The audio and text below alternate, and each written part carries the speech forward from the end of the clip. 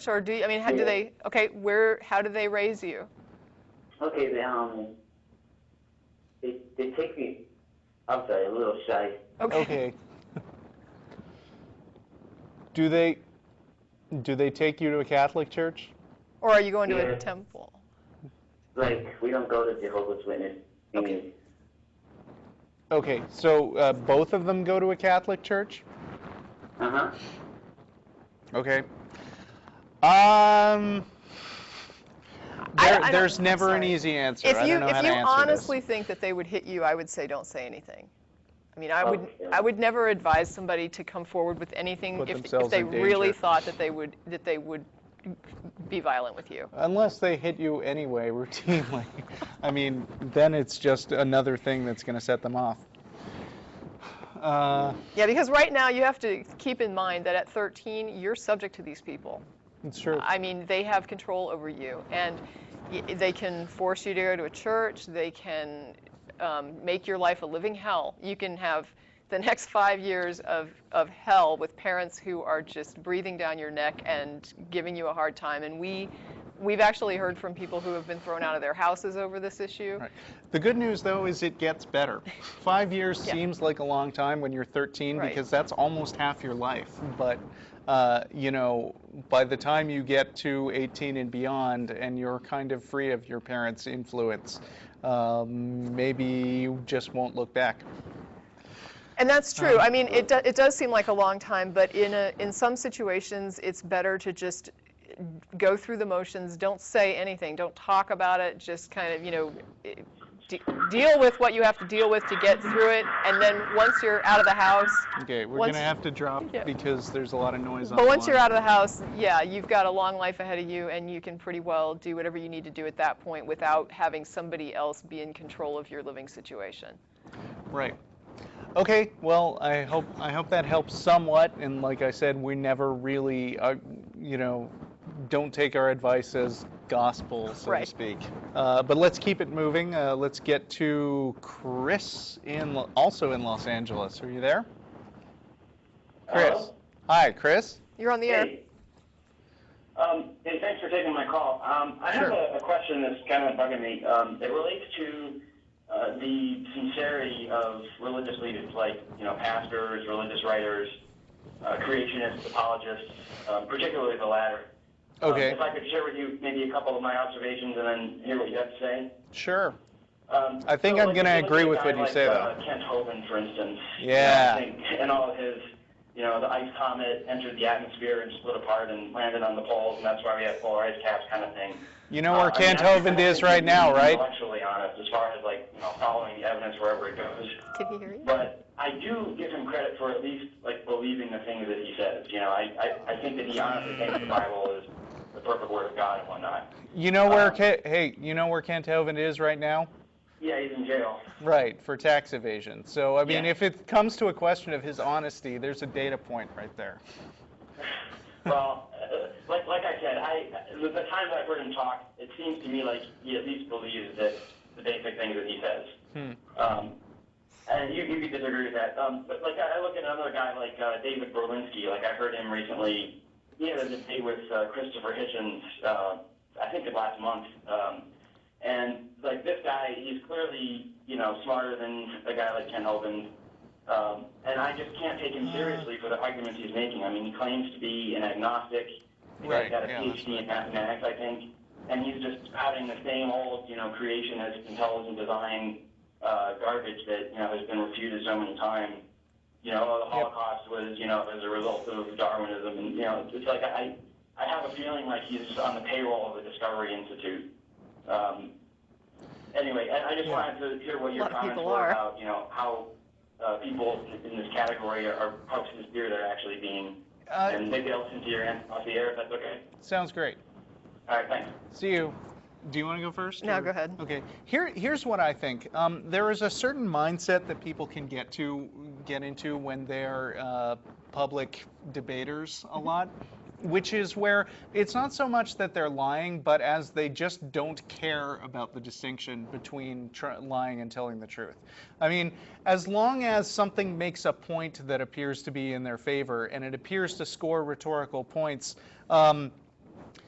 it feels good and true to them, and I think they work themselves into a state of mind where if it feels like the right thing to say, then they believe that it's actually true. Yeah.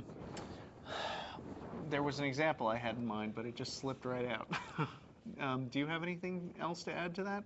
I mean, I can remember the understand the confusion because, for example, I was really young and a teenager when I was swayed by Josh McDowell's apologetics, which, I look at it now and I just laugh. Yes, I'm like, okay, I'm so embarrassed, but I was a kid.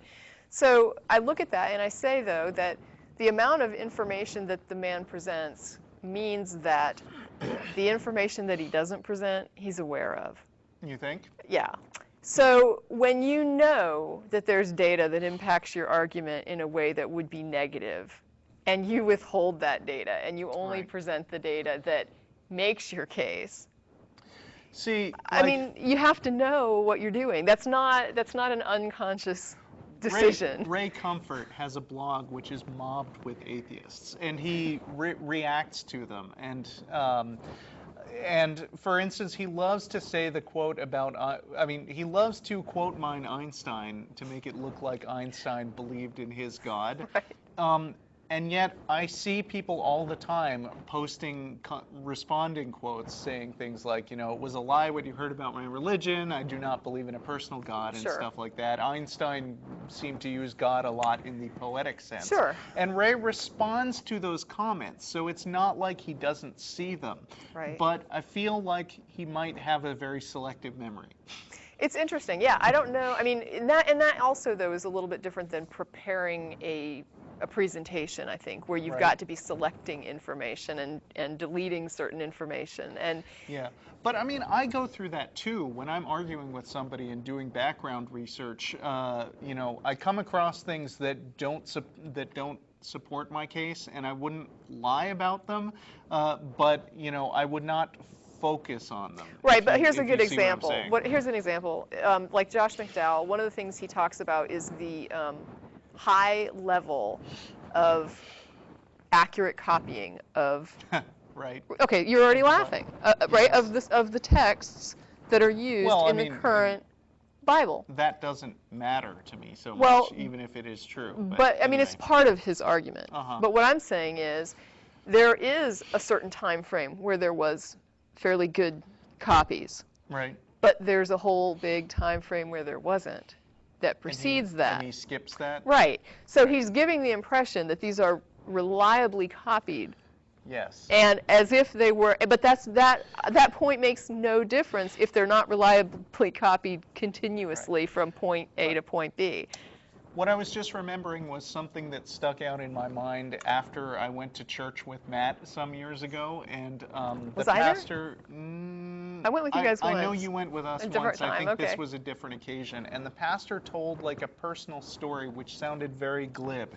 It sounded really set up like it was designed to make a point. It sounded like an Aesop's fable, and he was telling it like, this is something that really happened to me. I was out on a, I used to work out and hike and stuff, and this guy was kind of skinny, and it's like, and then I was helpless and I was without God this one time, and he tells this whole story, and I'm like, I don't think that really happened to him. I just had this it was a preacher story spidey sense about him. Yeah. And then I went to a Christian friend of mine and I said, do you think that pastors make this stuff up and pass it on? And he says, oh yeah, that's really common. It's called a preacher story. There's books of sermons where they encourage you to own the story and make it their own. And I was like, don't you think that's kind of lying? And he said, well, no, I mean, it's just a storytelling technique. And that's what I'm saying about the honesty. It's like, they get into a state of mind where they may be lying, but the distinction between truth and fiction doesn't matter so much to them. Yeah, I would agree that it gets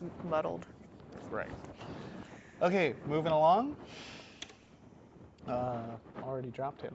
Line 2 would be Josh in Newton, Kansas. You're on the air. Hi there. Hi, Josh. Hi, Josh. Hi, this is crazy. I've actually watched you guys for a long time now. Are you in Kansas? Yes. Okay.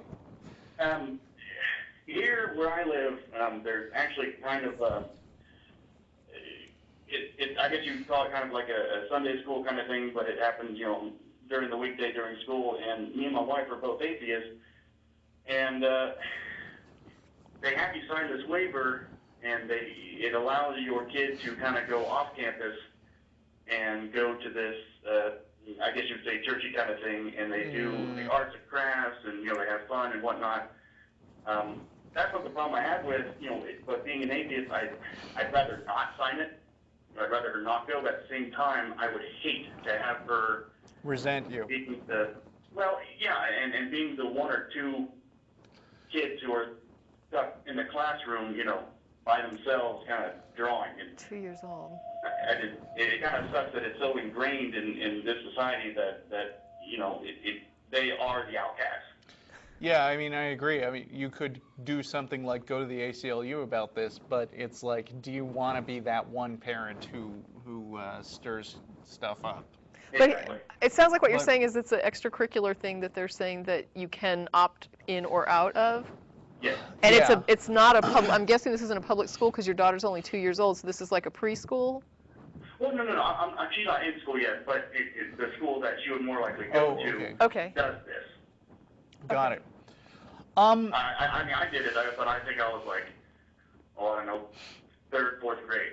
But it's a weekly thing, and I knew kids who were just in the classroom and who they never win, and I never really knew why, and I now kind of do, but it sucks to think that she would be the one sitting in class all by herself while her friends go out and have fun and this and that. As a parent, you're still the biggest influence in her life, even if she's without, even if she's outside the home and spending a lot of time with friends and picking up peer pressure, talking to her directly about stuff actually goes a long way. So the approach that I always took with my son was basically, I live in Texas, but of course it's a pretty liberal part of Texas, but still there are a lot of religious people in Ben's schools.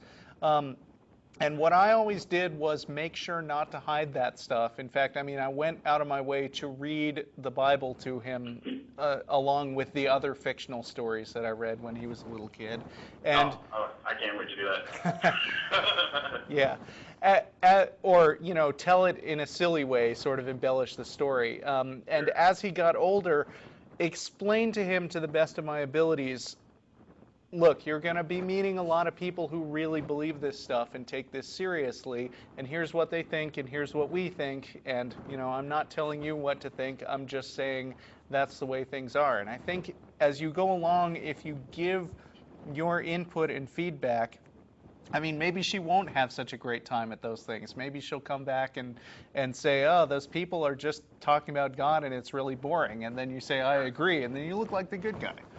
Yeah. Well,